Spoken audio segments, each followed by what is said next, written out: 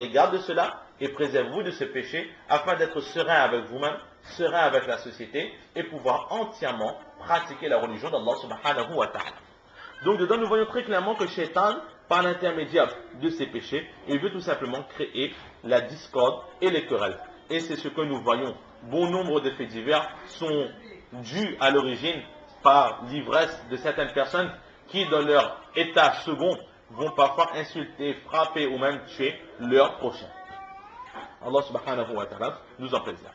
Il suffit tout simplement de regarder les faits d'aujourd'hui, la société d'aujourd'hui, pour comprendre que dans chaque interdiction d'Allah subhanahu wa ta'ala, il y a toujours eu un bienfait pour l'homme.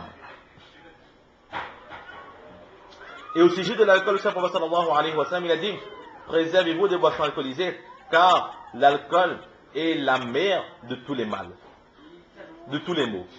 Effectivement,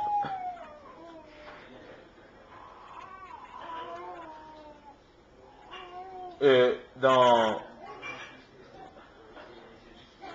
la personne, un récit qui nous échappe, c'est de mémoire. Une personne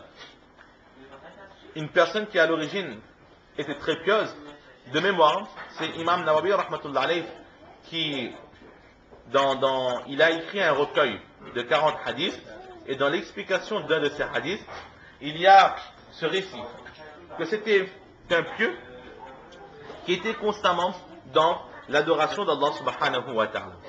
Mais à un moment donné, Satan a réussi à l'égarer. Et comment est-ce que Satan l'a égaré? C'est tout simplement que Satan l'a incité à boire de l'alcool. Les faits exacts, nous n'avons plus trop en tête, mais Satan l'a incité à boire de l'alcool. Et cette personne qui à l'origine était pieuse, elle a accepté de boire cet alcool. Maintenant, étant ivre, elle sort et son regard tombe sur une femme étrangère. Et cette femme étrangère qui est mariée.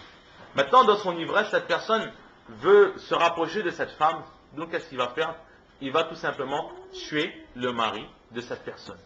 À cause de cet alcool, il va commettre un péché capital qui est le meurtre. Une fois le mari mort, cette personne aura des relations intimes avec cette épouse et il va commettre l'adultère. Et ensuite, lorsqu'il va se rendre compte de l'énorme faute que cette personne a faite, alors qu'est-ce qu'elle va faire?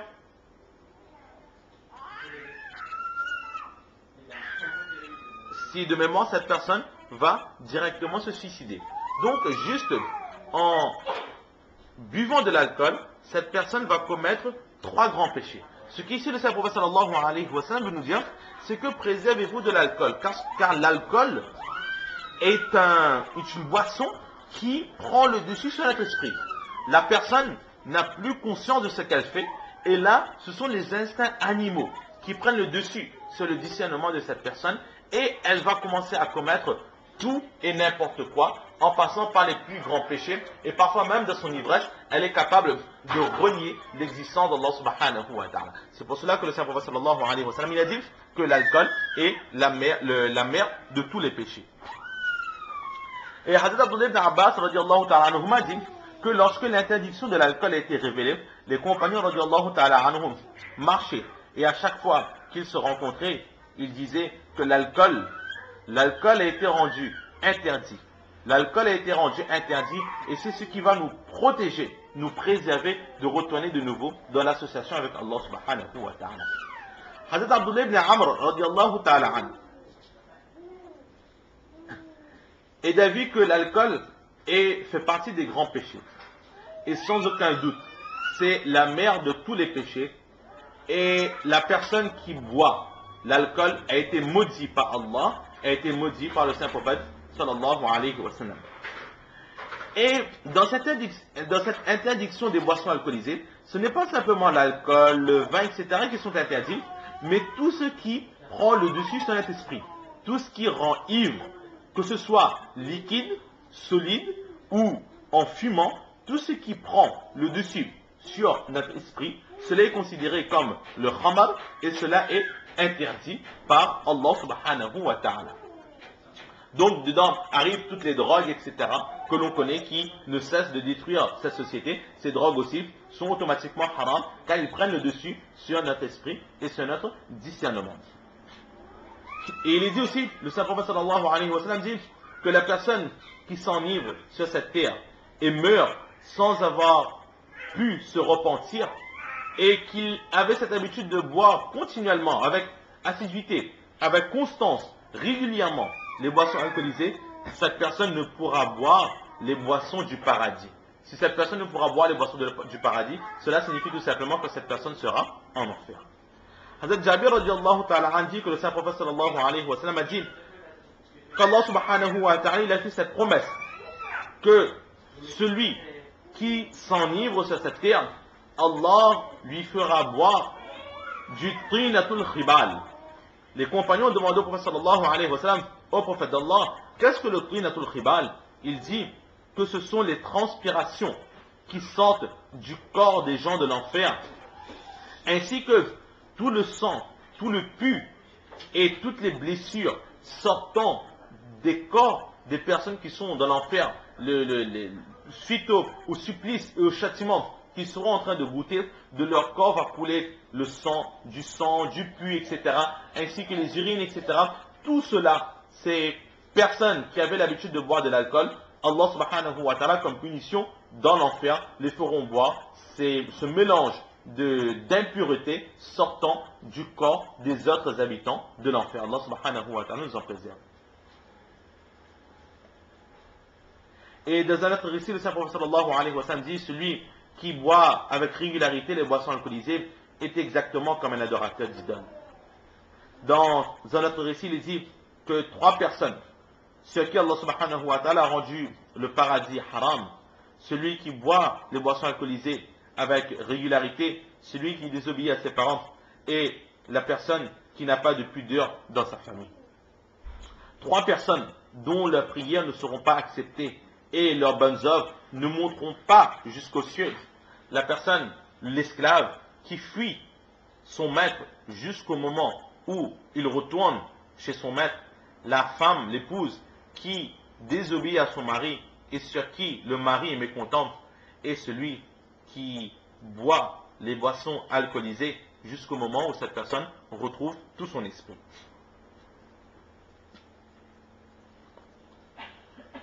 Il est dit dans un autre récit que Allah subhanahu wa ta'ala n'accepte pas les prières. N'accepte pas les prières de la personne qui boit de l'alcool tant que dans son corps il y a un atome de ces boissons alcoolisées toujours présentes. Et pendant celui qui boit des boissons alcoolisées, celui qui s'enivre, alors verra ses prières refusées pendant 40 jours. Et si cette personne se repent, et après se repentir, cette personne retourne de ce péché, alors Allah subhanahu wa ta'ala lui fera boire justement les pires boissons du Jahannam. Le prophète sallallahu alayhi wa sallam dit encore, celui qui boit des boissons alcoolisées mais ne s'enivre pas, Allah subhanahu wa ta'ala pendant 40 nuits détournera son attention de cette personne.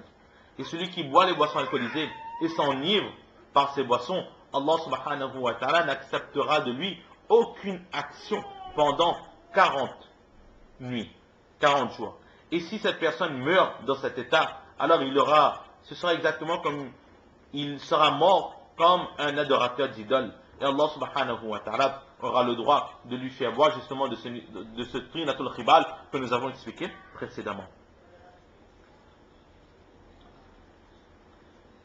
Dans un autre récit, le prophète sallallahu alayhi wa sallam dit, celui qui commet l'adultère ou celui qui boit les boissons alcoolisées, Allah subhanahu wa ta'ala enlèvera de son cœur la foi, enlèvera de son cœur l'iman, exactement comme un être humain enlève son t-shirt en le faisant passer au-dessus de sa tête. Alors de la même façon, le iman de cette personne sortira de son corps sans qu'il s'en rende compte et sortira par le dessus de sa tête. Dans un autre récit, le prophète sallallahu alayhi wa sallam dit que la bonne odeur du paradis est perceptible à 500 années de distance.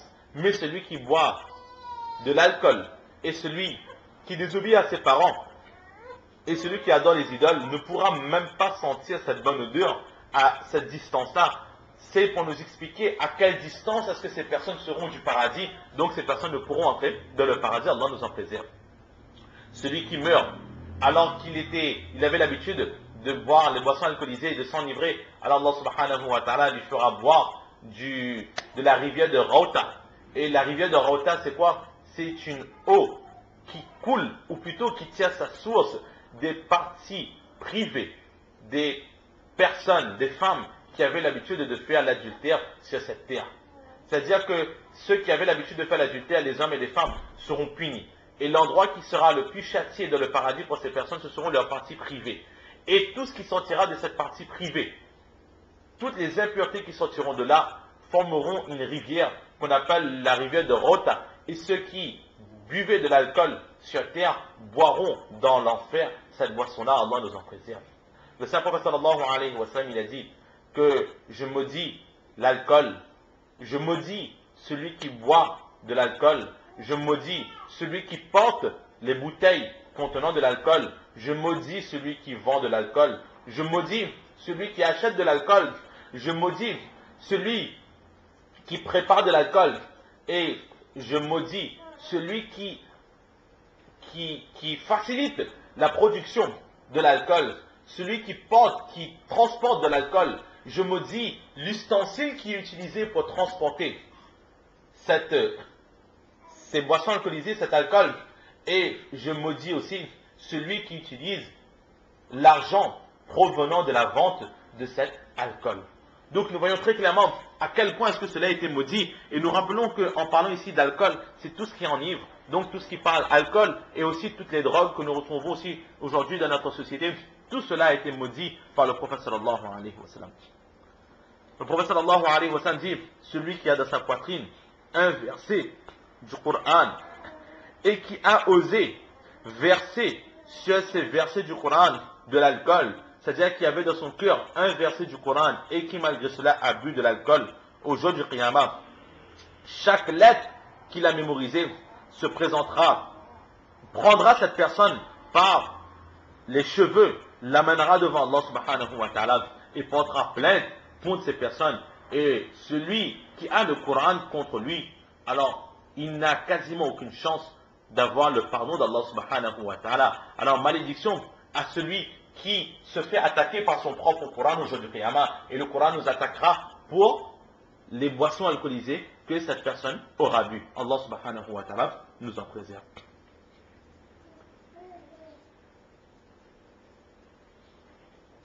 L'une des punitions de la personne qui boit aussi de l'alcool, le Saint Prophète sallallahu alayhi wa sallam, il a dit que celui qui boit sur terre, ou plutôt qui s'enivre sur terre, Allah subhanahu wa ta'ala, au jour du Qiyamah, le fera boire